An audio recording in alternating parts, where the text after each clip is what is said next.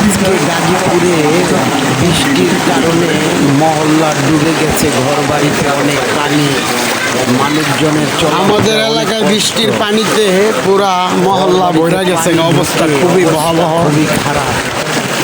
আপনারা যে দেখতে পারতেছেন মহল্লার ভিতরে রোড ভরে গেছে, মানুষ যে কিভাবে কষ্ট করে পারাবার হইতাছে, পুরা বাড়ি ঘরের ভিতরে পানি যায়, অবস্থা একবারে পুরাই টাইট। দেখেন বাড়িঘরের অবস্থাটা কি হয়েছে আপনারা সবাই দেখতে পাচ্ছেন। গাজীপুরে প্রতিদিন বৃষ্টি হলে প্রতিদিনই পানি জমে যায়, দোকানপাট পানি ঢুকা গাজীপুর জেলায় মাল সাবানা নষ্ট করে দেয়।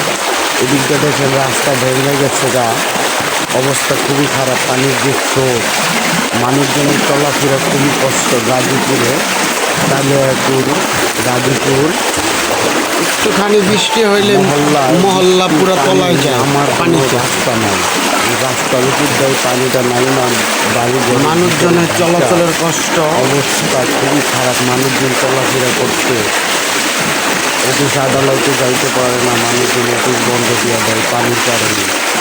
আজকে অনেক গার্মেন্টস বন্ধ করেছে বৃষ্টির কারণে। বৃষ্টির কারণে গার্মেন্টসের ভিতরে পানি ঢুকে গেছে, অবস্থাটা অনেক ফ্যাক্টরি পুরো মহল্লা তলায় গেছে। আপনারা দেখতে পাচ্ছেন দোকানের ভিতরে পানি ঢুকে গেছে।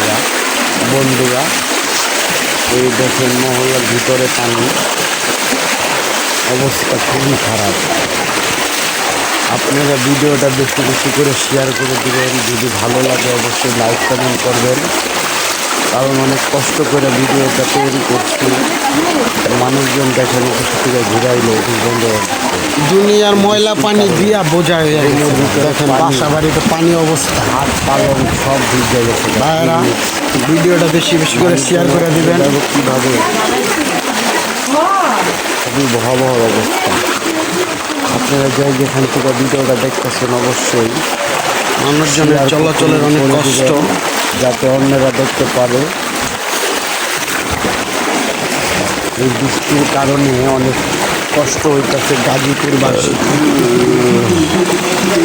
গাজীপুরে বেশিরভাগ গার্মেন্টস, তো গার্মেন্টসের মানুষজন এই বৃষ্টি নামলে গার্মেন্টসে যাইতে পারে না, খুবই অবস্থা। আপনারা যেখান থেকে ভিডিওটা দেখতেছেন অনেক পানি, সামান্য বৃষ্টির পানিতে যদি মহল্লার ভিতরে পানি ঢুকে যায়, তাহলে যদি জোরে বৃষ্টি নামে তখন কী অবস্থা হবে দেখতে আবার চিন্তা করছে। এখন কিন্তু ঝড় বৃষ্টি এরকমভাবে নামে না, কিন্তু টিপটিপায় বৃষ্টি পড়ে, সেই বৃষ্টির পানিতে দেখেন কী অবস্থা। আর যদি 1-2 ঘন্টা 3 ঘন্টা 4 ঘন্টা যদি ঝড় হয়, তাহলে না পুরো মহল্লায় ডুবে যাবে। এই পানি নামার কোনো রাস্তা নাই, এই রাস্তার উপর দিয়ে পানি, দেখেন দোকানপাটের ভিতরে পানি ঢুকে মানুষজনের খুবই কষ্ট, অনেক মাল সাবানা নষ্ট হয়ে গেছে।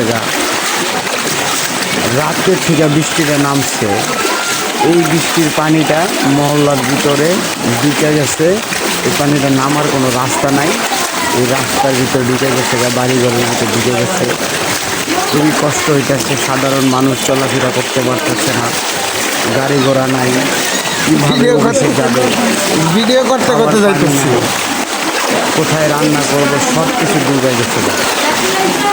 একটু বৃষ্টি হইলে পানি বইরা জায়গা বন্যায়। ছোটো বাচ্চা পোলাপাইনের কষ্ট হইতেছে, স্কুলে যেতে পারে না, স্কুল বন্ধ হয়ে দিচ্ছে, খুবই কষ্ট।